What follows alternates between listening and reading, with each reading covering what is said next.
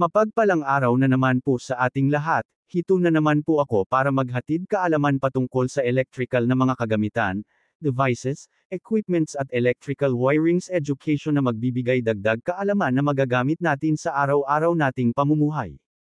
Bago po tayo mag-proceed sa ating topic, gusto ko lamang po kayong anyayahan na manood ng aking munting channel. Sana'y suportahan niyo po ako kung bago ka lang pong naligaw sa aking channel. Please watch and learn at huwag niyo pong kalimutan subscribe at paki-tap ang bell button para sa mga update videos. Salamat.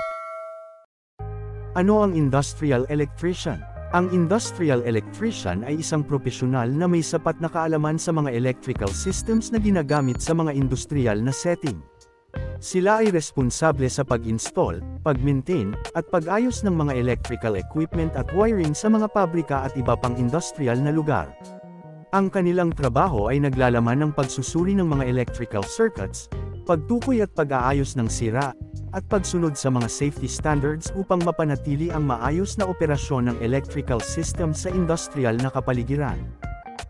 Ang isang industrial electrician ay nagtatrabaho sa mga industrial na setting upang magtaguyod, mag-install, at mag-maintain ng mga electrical systems. Sila ay nagtatrabaho sa mga malalaking kagamitan tulad ng transformers, motors, generators, at iba pang kagamitan na kailangan para sa operasyon ng mga industrial na pasilidad. Sila rin ay nagtatrabaho sa pagsasaayos ng electrical problems at pag-audit ng electrical systems para sa kaligtasan at efisyensya.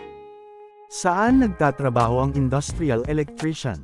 Ang industrial electrician ay maaaring magtrabaho sa iba't ibang industriya tulad ng manufacturing, construction, at energy. Karaniwang nagre-repair at nagme-maintain sila ng electrical system sa mga pabrika, planta, o kahit sa malalaking building. Ano ang pagkakaiba ng residential, commercial electrician sa industrial electrician? Ang residential electrician ay nagtatrabaho sa bahay at iba't ibang residential na lugar, habang ang commercial electrician ay nagfa-focus sa electrical needs ng mga negosyo at commercial na estruktura. Sa kabilang banda, ang industrial electrician ay nakatutok sa mga malalaking industrial na pasilidad, kung saan mas mataas ang demand at complexity ng electrical systems. Gaano kahalaga ang isang electrician sa ating pamumuhay? Ang mga electrician ay nagbibigay ng mahalagang serbisyong pampamahay at pang-industriya sa pamamagitan ng pag-aayos at pagpapabuti ng mga sistema ng kuryente. Sila ang nagtutok sa kaligtasan at tamang pagganap ng mga electrical installations, na nag-aambag sa mas maayos na pamumuhay at proteksyon laban sa panganib.